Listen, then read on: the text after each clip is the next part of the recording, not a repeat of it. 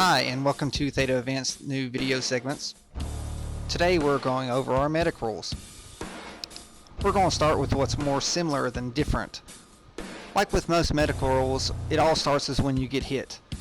Most of the time you should yell hit or put your hand up. That's no different than most other rules. Most of the time this is when your choices end and you just put your rag on and you have to wait for someone to come heal you. We give you a choice before you put your rag on. Given the situation, you the player get to decide what you can do. Whether to be dead, to walk back to respawn, be wounded, or be incapacitated. We'll start with dead. Dead's pretty standard. When you get hit, you just pull your rag, you go walk, you don't talk, you don't interact with others, you go back to spawn. A lot of times our respawns have a slight wait period. If you get hit with a grenade, a rocket, or knives, you're instantly dead. Next is incapacitated. That's what a lot of times people call when they're dead or they're waiting to be healed in most games. You put your hand up, you pull your rag, you take a knee, you can't talk, you can't move, someone else has to come heal you. Pretty standard stuff. You use a bandage. Like most games, if there's a rag out in your hand or on your head and you're not moving, you can't be shot.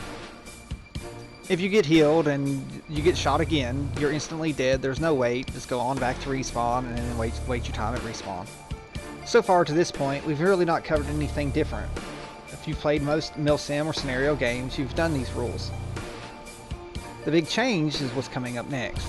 Our third different branch is what we call wounded.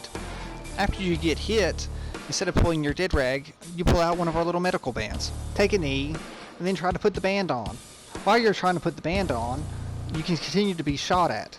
If you get hit again, you're completely dead and you have to go back to spawn. But if you can maintain safety, keep from getting hit, you can talk and you can crawl and you can do all the things that you could have done when you were alive other than shoot and fight back. You can still be an asset to your team while you're trying to get that little band on, which is not easy when you're under fire.